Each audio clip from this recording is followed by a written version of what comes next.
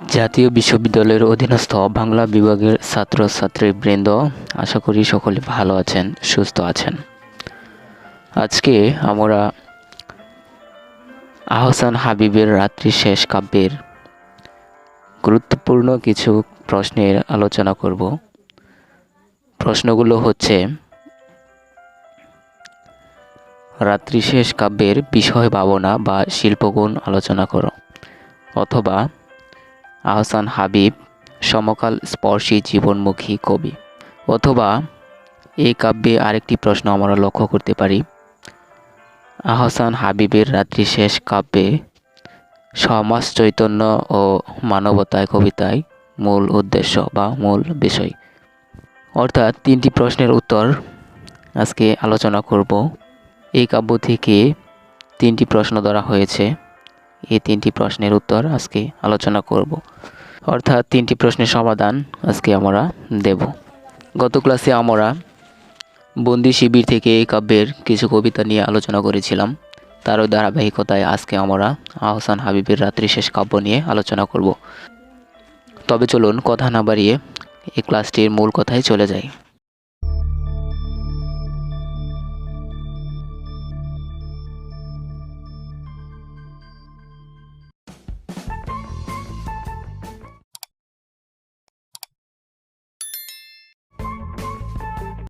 কবি আহসান হাবীব 1917 সালে জন্মগ্রহণ করেন এবং মৃত্যুবরণ করেন 1985 সালে।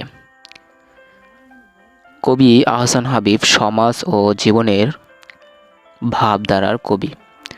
সমাজকে ও জীবনকে গভীর অন্তর্দৃষ্টি দিয়ে উপলব্ধি করতে সচেষ্ট হলেন। তিনি মধ্যবিত্ত শ্রেণীর সংকট অনুধাবনে সমর্থ হন।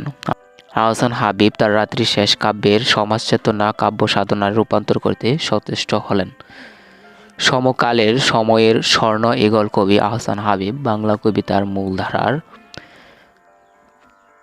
মূলধারার সাথে তার কাব্য সাধনার তাল মিলিয়ে চলেছেন। মূলত তার সুরটি সমাজ নির্ভর।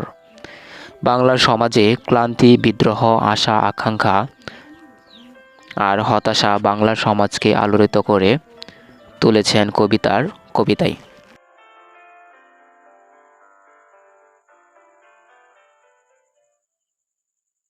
কবি তার বিভিন্ন কবিতায় উল্লেখ করেছেন যে কবি সেই সময়কার কবি সমাজকে স্পর্শ করেছে নিখুঁতভাবে, অত্যন্ত চিন্তাধারার। তিনি সব সময় যেন অতীতের সময়কালে বর্তমান সব কিছু চেনা জানা, অজানা কোনো পথ তার চোখে পড়েনি। তিনি সমাজ কাল জীবনকে তুলনামূলকভাবে গভীর অন্তর্দৃষ্টি দিয়েছেন। আহসান হাবীব 50-এর কবিদের মতো সজাগ রাজনীতির চেতনাকে কবিতায় স্থান দেননি সত্য, কিন্তু সমাজ ও জীবন তার কবিতায় একটা বড় মাপের স্থান করে নিয়েছে। সমাজের বিভিন্ন পথ কবির জানা আছে। সমাজের সাথে কবির অতি পরিচিত। কবির সামনে অজানা বলে কোনো কিছুর প্রমাণ পায়নি। যেমন কবিতার আমি অবান্তক নই এই কবিতায় বলেছেন, আমি নতুন মেহমান নই, আমার পথঘাট, সমাজের নদীনালা মাঠঘাট সব কিছুই জানা, আমাকে কিছুই চেনাতে হবে না। কিন্তু সমাজের দুঃখ দৈন্যতাকে স্পষ্টভাবে চিত্রিত করেননি বা সমাজের জটিলতাকে সরাসরিভাবে প্রকাশ করেননি। তার কাব্য সাধনা যত এগিয়েছে ততই তিনি ইঙ্গিতধর্মী হয়ে উঠেছেন। তিনি সমাজ দেহকে ছেড়ে অবলম্বন করেছেন সমাজ চৈতন্যকে। তার প্রমাণ মেলে কেবল তার রাত্রি শেষ কাব্যের দিকে তাকালেই। রাত্রি শেষ কাব্যটি আমরা জানি 1947 সালে প্রকাশিত হয়েছে। রাত্রি শেষ কবির লেখা প্রথম কাব্যগ্রন্থ। কাব্যটি দেশ বিভাগের পর প্রকাশিত হলেও এই কাব্যের কবিতাগুলো 1938 থেকে 1946 সালের মধ্যে রচিত। বিভাগ পূর্বকালের যুদ্ধ, মহামারী, দাঙ্গা ও রাজনীতির জটিলতায় আলোড়িত বাংলাদেশ এই কাব্যের পটভূমি। দেশ বিভাগ ও পাকিস্তান সৃষ্টি এই দুটি কাজ ভবিষ্যতের প্রতিশ্রুতি বহন করে এনেছে এই কাব্য দ্বারা। মধ্যবিত্ত বাঙালি মুসলমানের বৃহদাংশ এই কথাই ভেবেছেন এবং মানতেনও বটে। কবি আহসান হাবীব তার রাত্রি শেষ কাব্যের ধারা বুঝিয়েছেন দেশ যখন বিভক্ত হয় তখন স্ব ধর্মের মানুষ স্ব স্থানে অর্থাৎ নিজ জন্মভূমিতে ফিরে যেতে বাধ্য হয়। দেশ যখন বিশৃঙ্খলায় আওতাধীন, চারিদিকে হাহাকার, অত্যাচার, অবিচার আর জুলুম, মানুষের সব কিছুতেই বাধাগ্রস্ত, দেশ বিভাগের সময় এমন ভয়াবহতায় দিনরাত পার করেছে যেমন বাংলার নিরস্ত অসংখ্য মানুষ, ঠিক তেমনি কবিও তাদের মধ্যে একজন। এমন পরিস্থিতির শিকার হয়ে সময় পার করেছেন কবিও। তখন কবি তার রাত্রি শেষ কাব্যে ছেঁকে তুলেছেন বাংলার মানুষের এই পরাধীন ভয়াবহতার ইতি কাহিনী। কবি এই দেশ বিভাগের সময়কালে যে বাংলার মানুষ বিশৃঙ্খলায় আবদ্ধ ছিল, এই পুরো সময়টাকে কবি একটি মাত্র রাতের সাথে তুলনা করেছেন। অর্থাৎ রাত যেমন আলোহীন অন্ধকারাচ্ছন্ন, তেমনি যখন রাত শেষে দিন আসে তখন অন্ধকার দূরীভূত হয়ে আলোয় পরিণত হয়। তখন আর রাতের অন্ধকারাচ্ছন্ন কালো আঁধারের কথা মনে থাকে না।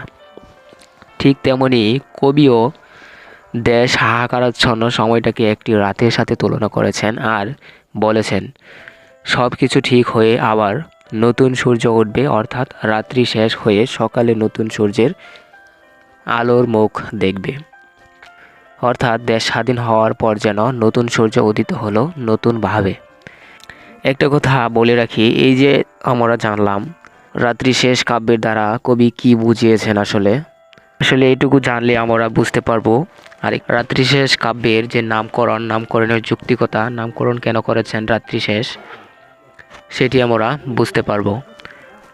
এখানে নামকরণের যে যৌক্তিকতা, সেটাও এখানে আলোচনা হয়েছে বা আলোচিত হয়েছে। অর্থাৎ ওটা আমরা এমনিতে জেনে নেব। স্বাভাবিকভাবে কবি আহসান হাবীব এর কবিতা কোনো একটি নির্দিষ্ট বিন্দুতে স্থির থাকেনি। সাধারণভাবে সমাজ অন্তর্গত মানুষই তার কবিতার মূল উপজীব্য।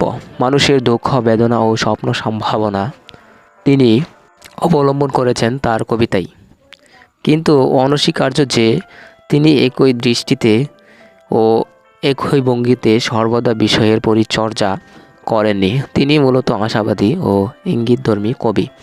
কবির এই ইঙ্গিতধর্মী ও আশাবাদী ব্যক্ত হয়েছে তার বিভিন্ন কবিতায়। দিনগুলি, আজকের কবিতা, কয়েদি, আগুন, রেড রোডে, রাত্রি শেষ কবিতাগুলোর বিশ্লেষণে প্রমাণ হয় কবি আহসান হাবীবের স্থান কত উপরে, আর তার কাব্যের মহিমাই বা কতটুকু। কবির এই একদিকে ইঙ্গিতধর্মী, অন্যদিকে আশাবাদী ব্যক্তির প্রয়াসে কাব্যের অমরত্ব শিল্পগুণে পরিণত হয়েছে। সুতরাং রাত্রি শেষ কাব্যটি বাঙালি জাতির জন্য একটি আহ্বান জাগরণীমূলক কাব্যগ্রন্থ, যা শিল্প সফল হয়েছে কবির অস্বাভাবিক স্পর্শে। আশা করি সম্পূর্ণ বুঝতে পেরেছেন।